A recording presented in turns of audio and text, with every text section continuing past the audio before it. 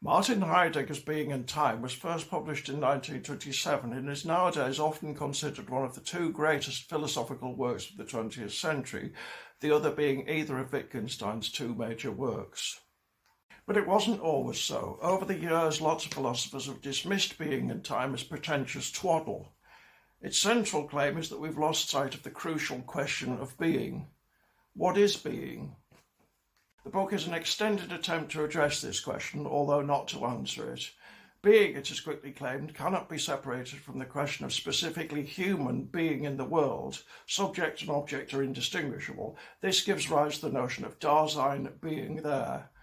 That's part one. Part two is more of a Kierkegaardian meditation on death, and even some of Heidegger's biggest fans consider it of secondary importance.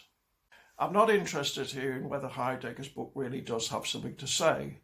What interests me is how and why the naysayers apparently fell away, and how and why we fairly universally came to concede his genius. Of course, in the long run, truth will always triumph, yes? Maybe, but I think the modern age has given us serious cause to doubt that what triumphs in the long run, we're more likely to believe nowadays, is not truth, but power.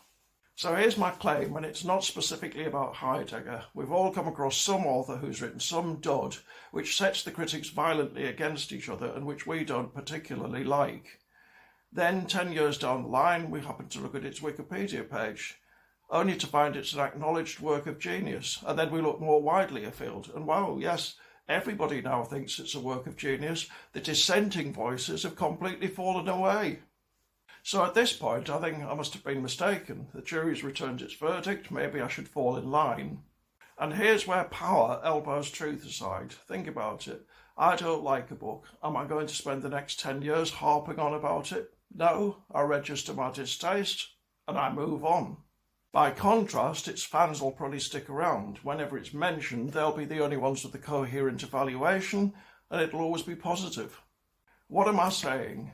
I'm saying that if you want to discover the worth of a book, don't look at the most recent assessments. Go back in time. The earlier the better. Ideally, look at the first batch. Apologies to anyone who thought this would be about being and time. But then maybe it is.